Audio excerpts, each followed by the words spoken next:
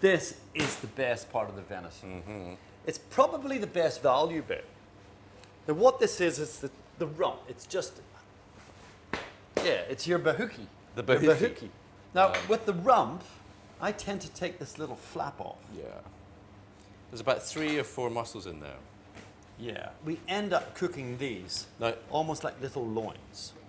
venison is very lean, very Yeah. little fat in it, so we have to be really careful not to overcook it. Now, whilst you're doing the venison, do you have a job? Yeah, let's get on with that cauliflower puree, Nick. Take some cauliflower, break it down into the little florets, and I'm just going to cook the cauliflower in milk and then put it into a blender with butter. So you get a lovely rich puree, and then you can just thin it down with a little bit of the milk.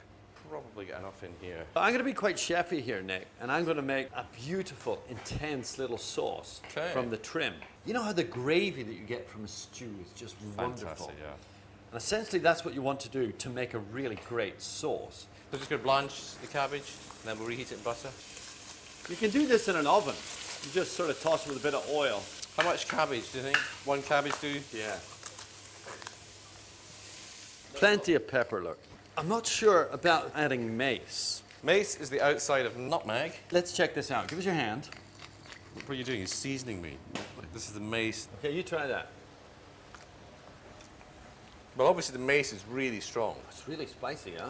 What I should do is get a bowl and make like a mace salt. There's the salt and there's the mace. So it's more a hint of mace rather than... Because mace is a really strong We could flavour. sell this as venison salt. So I'll get one ready, Nick, to cook. We'll try it out. We'll try it later on. We shouldn't season it and then leave the meat to stand because the salt's hygroscopic and it'll pull the moisture out of the meat and all the pepper will fall off the outside and it'll slightly dry the meat out. Oh, disaster. Oh, what are we going to do? It'll be all right. Everything will be just fine. I'll whack this in the fridge. I'm scared now to mention anything, you know, in case I upset you. My meat is nicely browned, nicely caramelized. A little bit of aromatic vegetables going in there. Onion, carrot, leek, celery, bit of garlic. And we just let that brown off, really. So you like the flavour of orange in your... Oh, just a little bit of orange. And orange goes beautifully with mace. Just going to season the water to blanch the cabbage. So boiling water, plenty of salt for Paul. Enough salt, not plenty. In go the cabbage leaves and they will blanch for about 3 minutes or so. I'll just press those down and turn that gas up a bit. When you get to this stage, see where it starts to catch? Yeah. I like to add a little bit of wine, Pick it dissolve that, and then let it catch again. Yeah. Just that little bit of moisture lifts that off. Going to do a little sprinkle of flour, cook it for about 30 seconds, and then add more wine. Because there's so much acidity in the wine, one of the nice things with a red wine sauce is a bit of red currant jelly. That's enough for now, and we'll maybe taste it later on. But I'm going to have to just come in here, Paul, because the cabbage is ready to come out now. Straight into the cold water to stop the cooking.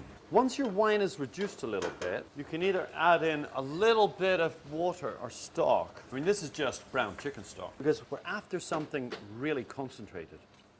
So that's enough. Is this cauliflower ready, Nick? Yeah, that's done. So we'll take the cauliflower over to the bench and put it in the jug. And now I need to chuck in some butter, just a little bit of butter, and a bit of the milk.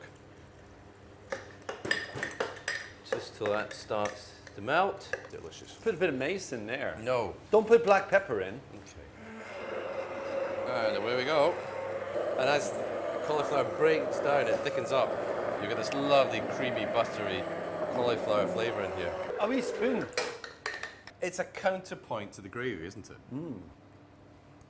It's delicious. Is that what you're waiting for? Yeah. Oh, no, it's fantastic. So next, the potatoes. We're thinking like a grated potato Rosti type of thing, yeah? Yeah. Grated potatoes into a tea towel, squeeze out the juice, and into a frying pan. Do a big one and cut it into wedges. Yeah, I think so. And the mushrooms. Those are chanterelles or girolles. What do these mushrooms smell like? Apricots. They're wild mushrooms. We picked these at a secret location.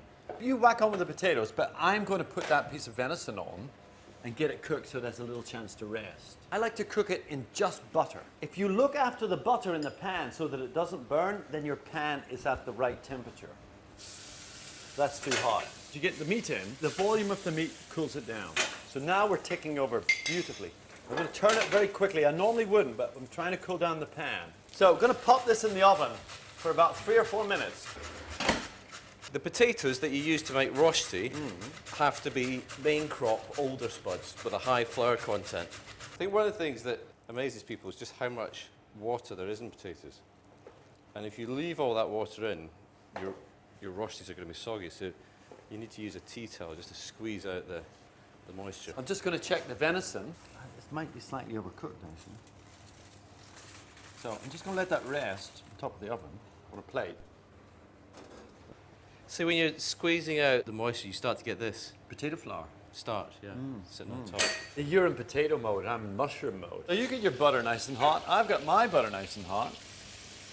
All mushrooms have plenty of water in them, yeah? That's why you want quite a high heat to evaporate off that water. I'm going to put a little bit of garlic and parsley with my mushrooms now that they're nearly cooked. This really works, doesn't it? What a great smell.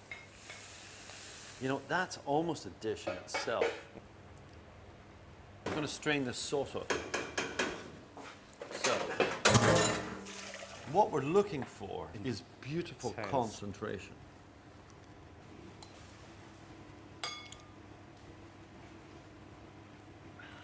Not bad, eh? So what do you say we flip this, like? Flip it. I'm not doing it. Why? Because if it goes wrong, it goes on the floor. No, you have to flip it. No, it's hot fat. Flip it. You're not making me do this. Do you want me to flip it? No, because then you call me a big woos. Yeah, come on.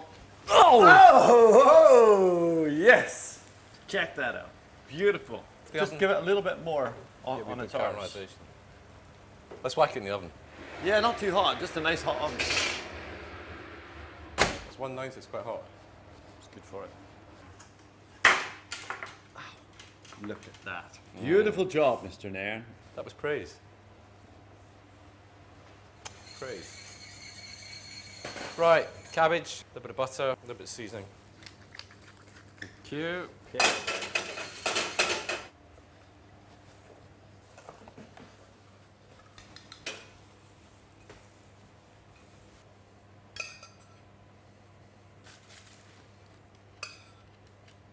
So, chef's treat, a little bit at the end. Yum. Mushrooms. A little bit of mushrooms. Potato. I like it just drifting maybe off the side of the plate. Lovely. Venison, cauliflower puree, cabbage, chanterelle mushrooms, and potato roast. Looks the business, my friend. Looks the business. I want to eat it. And I love the fact that when you've got this really creamy cauliflower puree, you don't need a lot of gravy. It's But also that gravy is very rich and intense. But I'm really interested to see how the cauliflower goes with it. yeah. And venison. That meat is amazing, isn't it?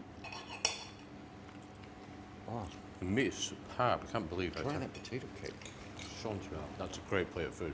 Can you taste the mace? Very faint background macey thing.